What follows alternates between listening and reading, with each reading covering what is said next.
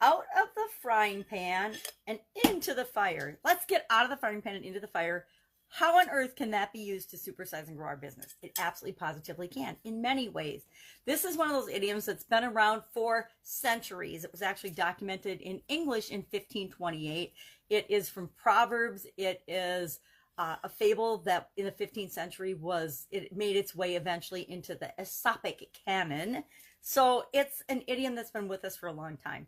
I don't recall ever saying, hey, let's get out of the frying pan and into the fire, or out of the frying pan and into the fire, because it usually indicates and means you're in a bad situation. If you're in a frying pan, you're already under a lot of pressure and a lot of heat. And if you fall into the fire, or if you end up jumping into the fire or moving to the fire or falling into the fire, that's usually worse because it's even hotter, which means there's more heat. There's more challenges in that situation.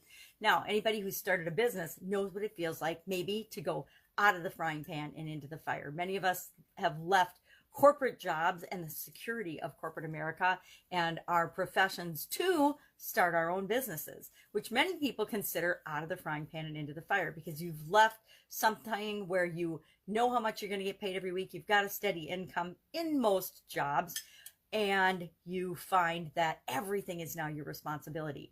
And not only responsibility for you and feeding yourself and your family, but all the other people that you hire and that you work with in your company and in your organization.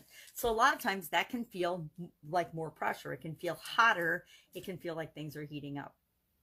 I think we've all had experiences. Anybody that's grilled, and maybe you haven't ever grilled or cooked anything outdoors or over the grill, but if you've ever cooked something on the grill and had it fall through into the fire, it's ruined usually. If you've ever been roasting marshmallows, toasting marshmallows, we did that at my daughter's wedding. It was so cool. And trying to make s'mores, and the marshmallow falls off into the fire. What do? You get another marshmallow. And I think that's the point of this entire idiom with respect to our businesses.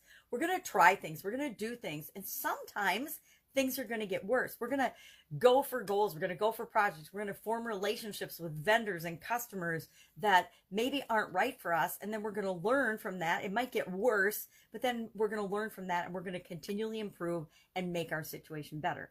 Has anyone ever gotten involved with a vendor and you knew it was bad, so you went out searching for a new vendor, only to find out that the new vendor, the way they treated you, the way they dealt with your business, was actually worse than the old vendor? Well, the point is that you're moving and you're making actions and decisions and moving in the direction of better. It might get worse before it gets better, but you will eventually find the perfect vendor for you, the perfect vendor relationship.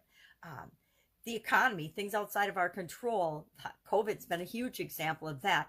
Things outside our control happen to us and our businesses. And for some businesses, it's better, it's more business. For other businesses, it feels worse. It feels like we're thrown out of the fry pan and into the fire by having to come up with new ways on the fly to serve our customers.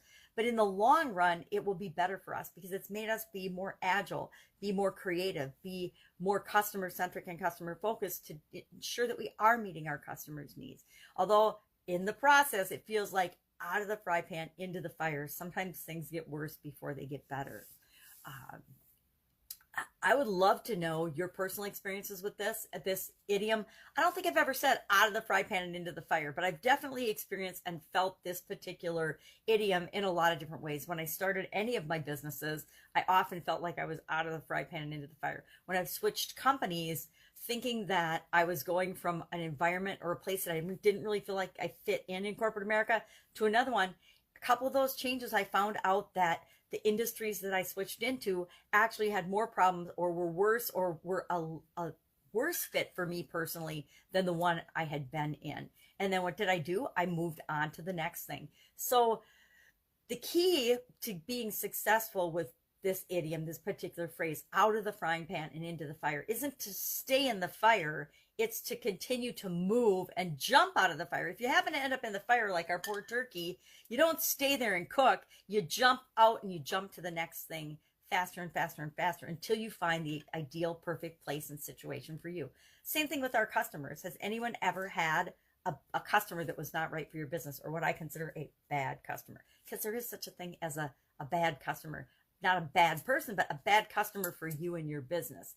I personally have had that. And it was one of the most grueling, challenging situations because this particular customer represented about 75 to 80% of our gross revenue at the time. And we had to make massive changes to replace that income when we did finally get up the gumption to fire that customer. And for a couple of months, and it was only a couple of months, we were a little stressed out and worried. But what we found is it was really easy to replace that bad customer with customers that loved us and wanted to do business with us. So it felt like the fire for a couple of months, but then boom, we exploded and grew beyond our wildest dreams because we were willing to jump into the fire, jump out of the frying pan and into the fire to weather the storm. Sometimes things are forged in fire, right?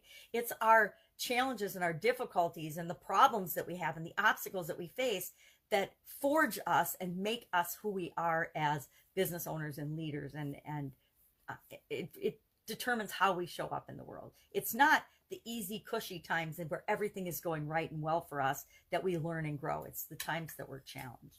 So out of the frying pan into the fire. Love to know your experience with this, your stories with this. I've got some in probably every area and every aspect of my life with respect to health, with respect to relationships, with respect to businesses, with respect to jobs. I can think of tons of examples, so I bet you can too.